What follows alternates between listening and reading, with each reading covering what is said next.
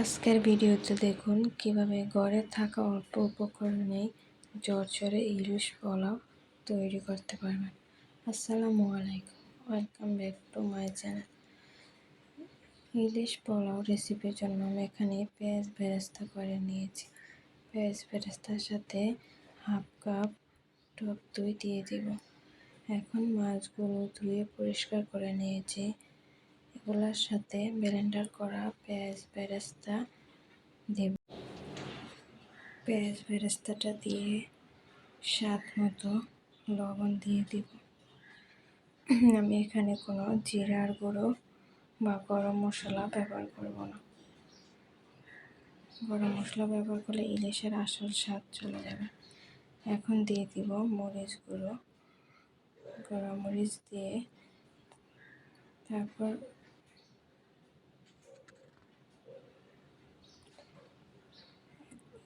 একটু ধনিয়ার গুঁড়ো দিয়ে দিব। দিয়ে কিছুটা তেল দিয়ে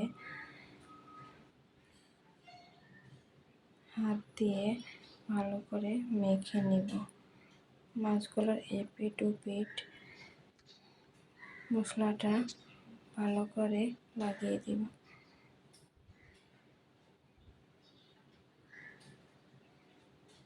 অবশ্যই হাত দিয়ে মাখবেন।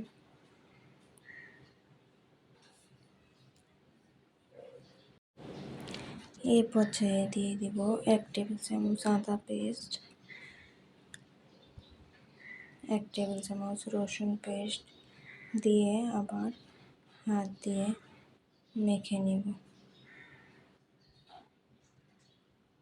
মেখে নেওয়া হয়ে গেলে মাছগুলোকে ম্যারিনেট করে আধা ঘন্টা রেখে দিব।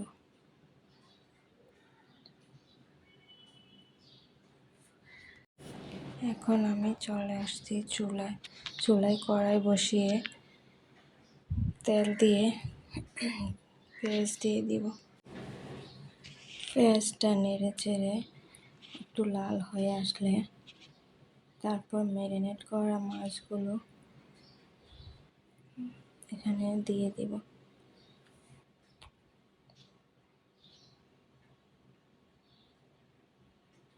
অবশ্যই মাছগুলো ম্যারিনেট করে মশলাটা মেখে কিছু সময় রেখে দিবেন, তাহলে মাছের ভিতরে মশলাটা ঢুকে যাবে।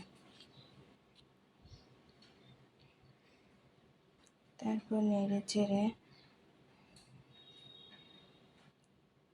মিডিয়াম আঁচে রান্না করব।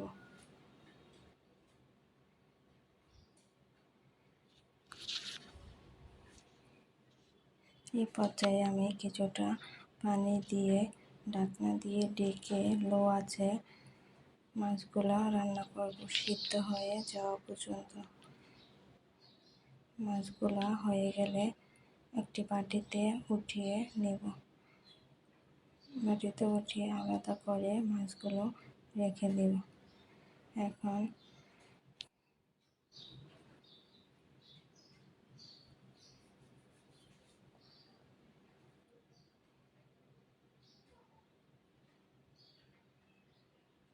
সবগুলো মাছ ওঠানো হয়ে গেলে আগে থেকে ধুয়ে রাখা চিনি গুঁড়া পোলাও চাল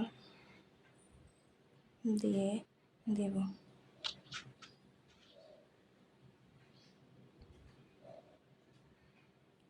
আমার ভিডিওটা দেখতে দেখতে এই পর্যায়ে যে চলে আসছেন একটি লাইক করে দিবেন এবং কমেন্ট করে পাশে থাকবেন। এখন চাউলগুলো ভেজে নিব আর আগে থেকে গরম করে রাখা পানি অ্যাড করে দিব। অবশ্যই চাউলের ডাবল পরিমাণ পানি দিতে হবে। এখন কয়েকটা কাঁচা মরিচ দিয়ে ঢাকনা দিয়ে ঢেকে দিব। মিডিয়াম আঁচে রান্না করব। দেখুন 10 মিনিট পর একটু নেড়ে দিব।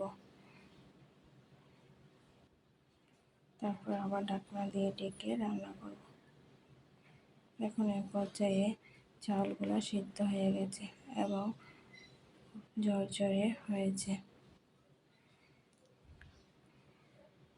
এখন উপর দিয়ে ইলিশগুলো দিয়ে দিব, দিয়ে পেঁয়াজ বেরেস্তা উপরে দিয়ে দিব। দেখুন মাশাআল্লাহ কত সুন্দর হয়েছে। আমার রেসিপিটি যদি আপনাদের ভালো লেগে থাকে তাহলে